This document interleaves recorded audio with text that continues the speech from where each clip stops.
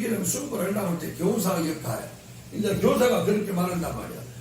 우리 학생들은 흥미, 학업 성취도, 수업 참여도가 제각기 다르다. 그래서 이 아이들의 개인차를 반영하기 위하여 문제해결형 수업을 했는데, 이 학생들이 제가 문제를 잘못 구성했는지 흥미도도 떨어지고 그러더라. 교사가 어떻게 해야 되냐, 이렇게 써봐라고 그래요. 그러면 학생들이 개인차가 있다 그러면 다양한 문제를 구안해야 합니다. 내가 체육선생으로 말할 것 같으면 어떤 애는 축구를 좋아해요. 근데 어떤 애는 조그마한 탁구공을 가지고 또 놀기를 좋아해요. 어떤 애는 실험을 좋아해요. 근데 어떤 애는 달리기를 좋아해요. 달리기도 2000m를 좋아하는 학생, 100m를 달리기를 좋아하는 학생이 있어. 그러니 다양한 경험을 해야 한다. 다양한 문제를 구안해야 한다. 이것이 답이죠.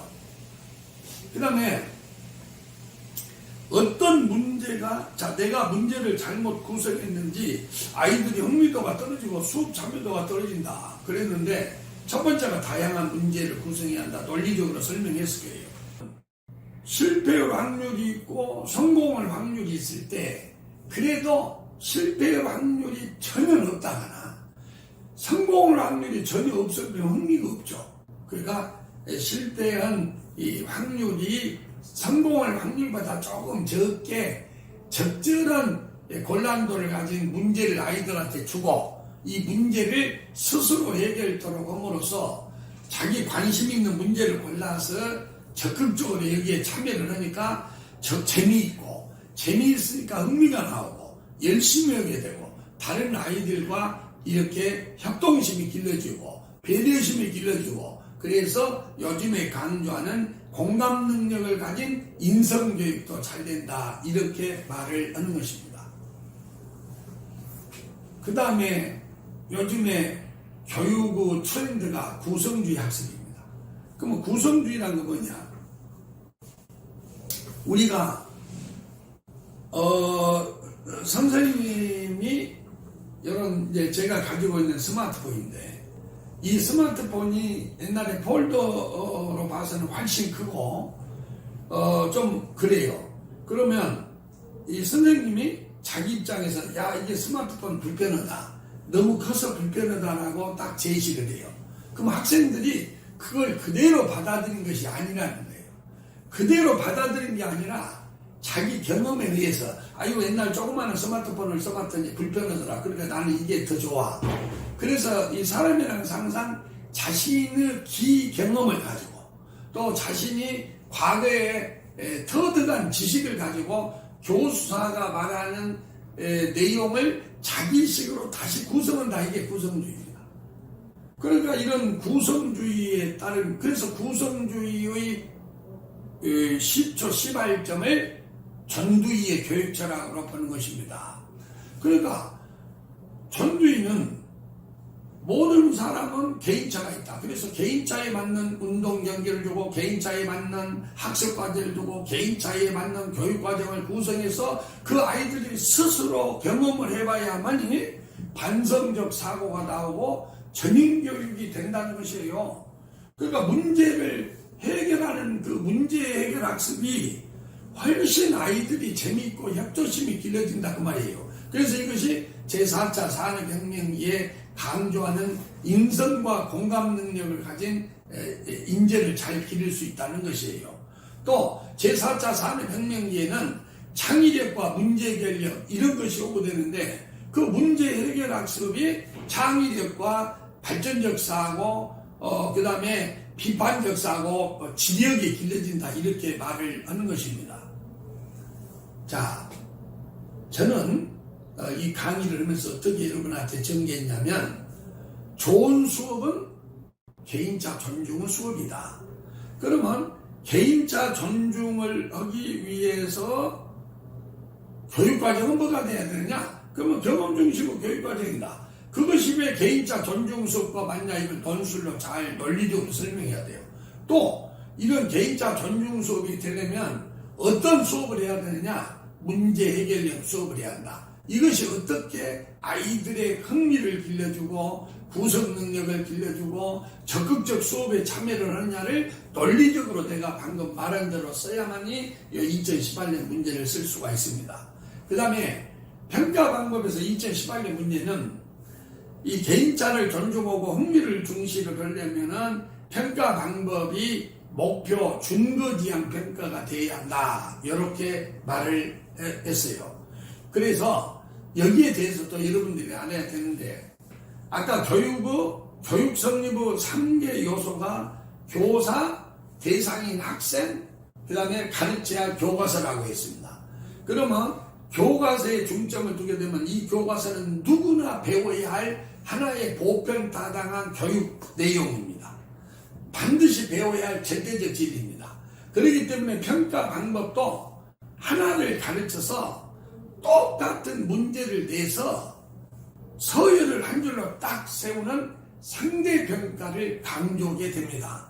그러나 교재가 아니라 대상인 학생을 대상으로 한다면 거기에는 연령도 차이가 있고 또 앞으로 비전도 차이가 있고 좋아하는 음식도 다 차이가 있고 좋아하는 색깔도 차이가 있죠. 그러면 자, 어떤 사람은 애견사가 되려고 해요. 그러면 그 사람한테 가르친 내용을 장래 교사가 될 사람하고 똑같이 비교해서 한 줄로 세울 수 없기 때문에 애견사가 될 사람은 애견사가 목표인 그 교육 내용을 주고 그 목표를 달성했냐 안 했냐를 따지는 목표지향평가. 그러니까 남하고 비교하는 상대평가, 기준지향평가가 아니고 그 사람이 달성고자 하는 목표를 달성했느냐는 목표지향평가 또는 절대평가를 더 중시하게 된다. 그래서 절대평가의 장단점 이런 것에 대해서 논리적으로 쓸 줄을 알아야 돼요. 그러니까 이제 여러분은 어째서 개인차 존중 수업이 구성주의의 수업 원리를 가져왔는가? 어떻게 개인차 존중 수업이 경험 중심의 교육인가? 또 개인차 존중 수업이 되려면 문제 해결형 학습을 왜 해야 되며 그 문제는 교사가 어떻게 구성해서 학생들한테 제시해 줘야 되는가? 그리고 개인차를 존중하는 수업이 어째서 상대평가를 가져올 수밖에 없나? 이것을 논리적으로 쭉 설명을 했어요. 그럼 이제 2018년 문제는 이런 개인차 존중 수업을 이렇게 하려고 하면 이제 우리 교사들이 장학 활동을 해야 된다. 그 말이에요. 그래서 이렇게 나옵니다. 저도 그렇게 생각합니다. 그리고 이렇게 나와요. 그런데 저 혼자서 학생의 다양한 특성을 고려해서 교육과정을 개발하고 수업을 하고 평가하는 것은 힘들어요. 선생님과 저에게 이 문제가 공동 관심사이니 여러 선생님과 경험을 공유하고 협력해서 피드백을 주고받는 것이 좋습니다. 그래가지고 김 교사가 언급하는 교내 장학 유형의 명칭 개념 활성화 방안을 써라 이건데, 자, 이렇게 한번 생각해봐요. 개인차를 존중하는 수업이 되려면 저 본청이나 도교육청, 시교육청에서 장학관이 나와서 교사들을 딱 모아놓고 가르치는 장학활동은 의미가 없고, 직접 그 현장에서 학생들을 가르치는 동료 교사들이 와서 장학활동을 해야 개인차 존중 수업의 전문성을 길러줄 수가 있다는 겁니다. 왜? 동료 장학의 좋은 점은 내가 가르치는 학생을 내 동료도 가르치고 저 동료도 가르쳐.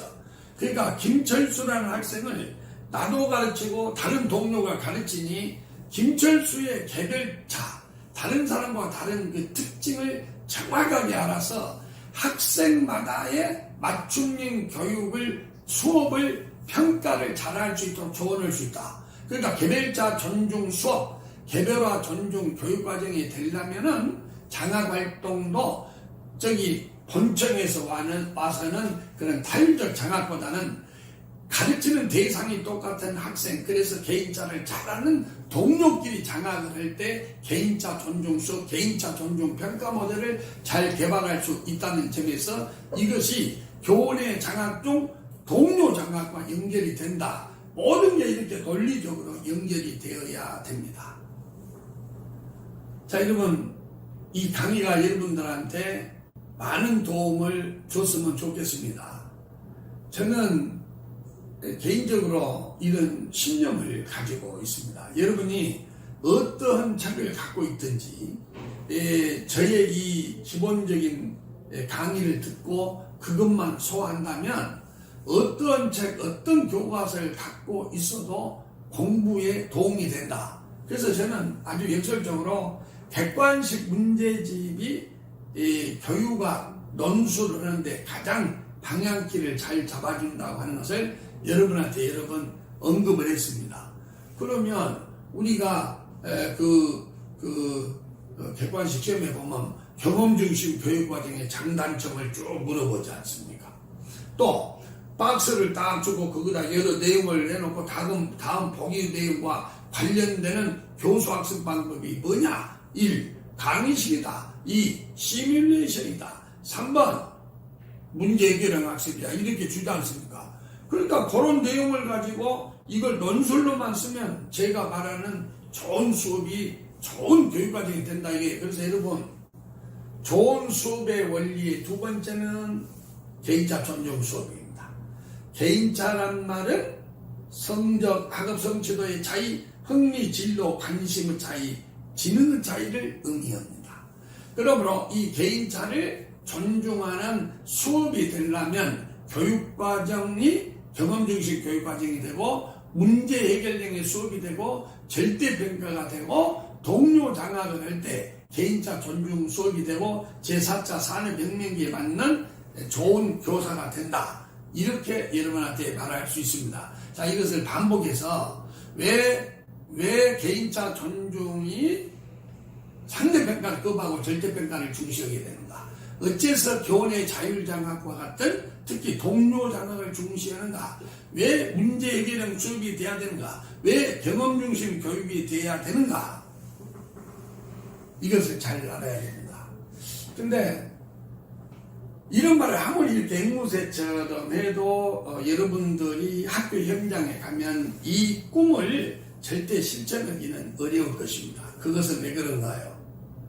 우리의 교육은 지금도 텔레비전에서 보면 뭐 스카이 대학이니 뭐 이런 인류대를 중심으로 해서 여러 교육 프로그램이 많이 나와 있고 이 강의를 듣는 예비교사인 여러분들의 부모님이 어떤 생각을 가지고 있느냐? 아직도 학력주의, 입시, 인류대병 이런 것에 많이 젖어 있습니다.